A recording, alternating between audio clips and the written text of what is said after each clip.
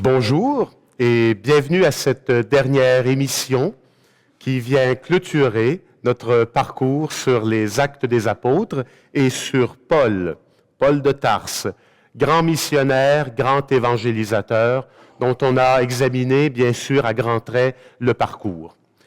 Avant de l'oublier, je souhaiterais dire très clairement que nous sommes, dans ce parcours, au fond, qu'est-ce qu'on a fait? Sinon qu'on avait une mer devant nous, une mer MER évidemment, et que nous y avons à peine trempé le bout du gros orteil. Et mon plus grand souhait serait bien sûr que ce parcours nous ait donné le goût de lire, éventuellement de relire ce livre extraordinaire de la mission, ce livre des Actes des Apôtres, pour y découvrir au fond ceux qui sont les deux principaux personnages de ce livre, Pierre, pendant les 10-12 premiers chapitres, si l'on veut, et ensuite Paul qui prend le relais jusqu'à la fin. On parle très souvent de ces deux apôtres comme les colonnes de l'Église, et j'espère que notre parcours ensemble aura permis de voir comment leur expérience à l'un et à l'autre, surtout à Paul, puisque c'est sur lui que nous avons insisté, sont de nature à nous inspirer, et non pas, ces deux bonhommes qui ont trouvé l'élixir de jouvence, je dirais, parce qu'ils n'ont pas vieilli d'une année, ces deux bonhommes-là, ni Paul, ni Pierre. Ils sont encore extrêmement inspirants. Je rappelle simplement que nous avons vu, dans le cadre de nos entretiens, 3 discours prononcés par Paul à Antioche, à Lystre et à Athènes, et que ce que j'ai vraiment voulu montrer, c'est qu'à chaque fois, Paul a accepté de se dépasser. C'est un homme du dépassement. Parce que, vous le savez très bien, l'être humain est ainsi fait qu'il aime mieux la sécurité que l'insécurité. On est toujours plus à l'aise dans nos vieilles bébelles que dans l'inconnu. Et Paul aurait eu toutes les raisons du monde de rester un missionnaire, et il aurait pu être excellent. Un excellent missionnaire, un excellent évangélisateur auprès des Juifs. Pensez-y, Paul a d'abord été formé, avant de devenir chrétien, il a d'abord été formé comme un rabbin juif. C'est un théologien, si vous voulez, juif de son temps, du 1er siècle. Il avait toutes les qualités requises pour avoir un succès bœuf, si vous voulez, auprès des Juifs. Il a choisi de se dépasser, d'aller plus loin, et d'ouvrir l'Église aux païens, d'ouvrir l'Église à tous ceux qui n'étaient pas juifs. Et ça, je tiens aussi à marteler ce que j'ai évoqué à diverses reprises dans nos entretiens, mais comment ce geste d'ouverture a été un geste capital et qui n'était pas gagné d'avance. Il y a un texte dont on n'a pas parlé, et ça se situe tout à fait dans la mouvance de saint Paul, c'est ce qu'on appelle l'Assemblée de Jérusalem, en Acte 15, ou qu'on appelle souvent et proprement le Concile de Jérusalem, concile étant un bien grand mot pour cette assemblée. Mais ça reste une grande assemblée par ce qui va se décider en Acte 15, à l'Assemblée de Jérusalem, où justement il y aura des tiraillements entre deux groupes.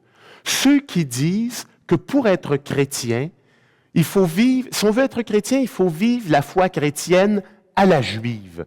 Qu'est-ce que ça aurait voulu dire si on avait pris cette tangente-là, cette tendance-là? Bien, pour les tenants de cette position, ça voulait dire qu'être chrétien, il fallait continuer à observer le sabbat. Alors, bien sûr, on pouvait célébrer l'Eucharistie, mais il fallait aussi respecter le sabbat. Ça voulait dire la circoncision. Ça voulait dire toutes les rites de pureté rituelle qui étaient propres aux Juifs. Essayez d'imaginer le portrait de l'Église aujourd'hui si on en était resté à ça. Et il y avait l'autre courant à l'époque, et qui sera tout à fait celui de Paul, qui va être un courant d'ouverture. D'ouverture et de respect. De dire, l'Évangile doit entrer dans chacune des cultures à laquelle elle est confrontée dans le bon sens du terme. Il faut que l'Évangile vienne se coller, si vous voulez, aux cultures, qu'elle vienne entrer à l'intérieur des cultures pour les féconder et recevoir tout ce qu'il y a de bon, tout ce qu'il y a de bon dans les cultures. Me permettez-vous d'ailleurs de vous donner un exemple très concret? J'espère ne pas me mettre les pieds dans les plats, parce qu'il n'est pas dans mes notes. C'est toujours dangereux d'improviser. Mais c'est le petit gars de Maniwaki qui va vous parler. Le petit gars de Maniwaki. Donc, puis qui est oblat par-dessus le marché. Et donc, vous savez, les Oblats ont toujours eu, depuis leur arrivée au Canada, une mission propre et particulière qui continue encore aujourd'hui auprès des Premières Nations. N'est-ce pas? Et donc, là, c'est le petit gars de Maniwaki, vivant avec, moi j'ai grandi mon enfance avec des Algonquins. Et puis, les missionnaires, donc, ont voulu, avec la meilleure des volontés, faire résonner le message de l'Évangile au sein des cultures autochtones. Mais ce qu'on a, je dirais, importé, c'est un modèle blanc, un modèle occidental et même un modèle européen. L'idée d'aller chercher ce qu'il y avait de bon dans ces cultures, on peut le reprocher aujourd'hui, il faut faire attention dans ces reproches, parce qu'on n'avait même pas ces idées-là de l'importance des cultures, de l'inculturation, etc. On ne peut pas demander à un missionnaire du 19e siècle, de penser comme un missionnaire du 20e siècle. Il faut être très prudent quand on juge l'histoire. Mais voyez-vous, aujourd'hui, les plus jeunes missionnaires, ou peut-être devrais-je dire les moins vieux missionnaires qui sont encore chez les Amérindiens, les Premières Nations, sont extrêmement sensibilisés à dire ils ont une culture, ces gens-là. Ils ont une langue, ils ont des manières de faire, ils ont des manières de se situer par rapport à la nature, par rapport à Dieu, et ainsi de suite. Ne pouvons-nous pas, entrer dans cela pour y faire, je dirais, adhérer le message de Jésus-Christ? Voilà, je boucle ma parenthèse. Et cette expérience, si vous voulez, elle vient directement du livre des Actes des Apôtres. Bien. Maintenant, revenons sur un autre point, mais qui va nous conduire à envisager les choses beaucoup plus largement, je dirais. On a beaucoup regardé l'arbre, Paul. Maintenant, regardons la forêt, voulez-vous? S'il y a bien une thématique qui revient constamment dans le livre des Actes, et dont Paul sera bien sûr un des représentants les plus éminents, c'est bien toute la thématique du témoignage. Le témoignage. Je reviens encore sur mon chapitre 1 des Actes, verset 8, « Vous serez mes témoins ». Et ce mot « témoin » va revenir dans les Actes constamment. Et vous voyez donc que la mission, si on veut parler de mission et d'évangélisation, il faut donc être témoin soi-même de ce que l'on vit. Et là, je fais un grand bond dans le temps pour citer le pape Paul VI, qui, à mon avis, a dit une chose extraordinaire dans une de ses encycliques sur l'évangélisation, je cite de mémoire, il a dit « Notre monde a beaucoup plus besoin de témoins que de maîtres aujourd'hui. » Le monde a plus besoin de témoins que de maîtres. Autrement dit, des professeurs de théologie, on peut en trouver, ça, il n'y a pas de problème, ça se trouve. Mais ce n'est pas juste, donc, autrement dit, c'est bien beau ce qui se passe dans cette région-ci, là. Être des maîtres.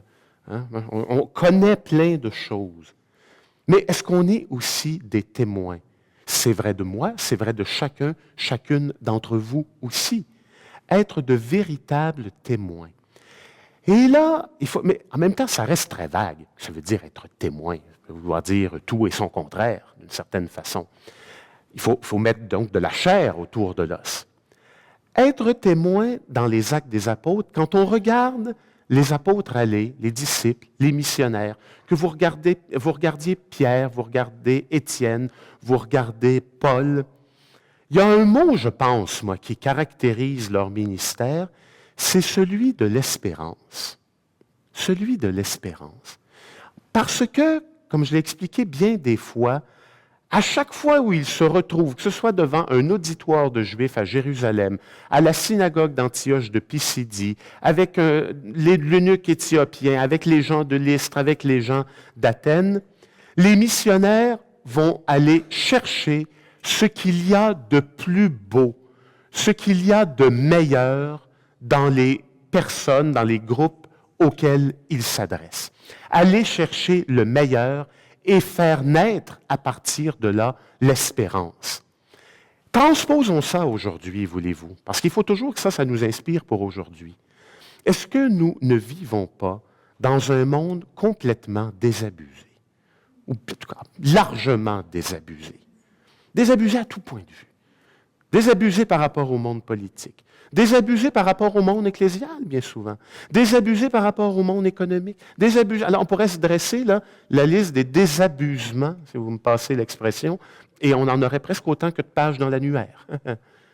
Est-ce qu'un chrétien, sa mission, n'est pas justement de contrer ce désabusement? De dire que malgré tout, il y a de l'espérance parce que le Christ est vivant, parce qu'il y a des chrétiens qui se rassemblent, parce qu'il y a des chrétiens qui sont là pour soutenir des frères et des sœurs. Et que, donc, dans tous ces petits gestes d'entraide, de fraternité, d'amour, de soutien, d'attention au prochain, il y a de l'espérance qui germe.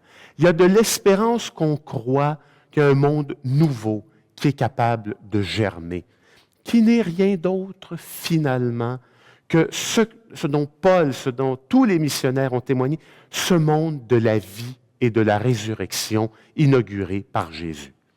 Et le danger, je dirais, c'est de se laisser anesthésier par ce désabusement. Et de dire, mais non, mais il ne se passe rien. Comment voulez-vous parler d'espérance aujourd'hui quand on regarde ce qui se passe? Je donne toujours cette comparaison aux étudiants pour les faire sourire, parfois rire un peu. Je dirais que si on ne voit pas, d'abord, si on ne témoigne pas de l'espérance, c'est parce qu'on ne la voit pas. On ne peut pas témoigner de quelque chose qu'on ne voit pas. C'est d'une logique implacable. Vous allez me dire, mais comment la voir? On ne la voit pas. Mais je dirais que notre problème, des fois, c'est qu'on marche le nez en l'air. On marche le nez en l'air. Quand on marche le nez en l'air, là, on ne voit pas nos pieds. Quand on ne voit pas nos pieds, il peut y avoir des belles fleurs un peu partout, ce que j'appelle des fleurs de Pâques, des fleurs de vie, des fleurs de pardon, mais on ne les voit pas. Marchant le nez en l'air et ne les voyant pas, qu'est-ce qu'on risque fort de faire? De marcher dessus, de les écraser. Il y a des fleurs de Pâques qui poussent un peu partout. Nous avons aussi nous-mêmes à les semer, ces fleurs de Pâques, mais il faut les voir.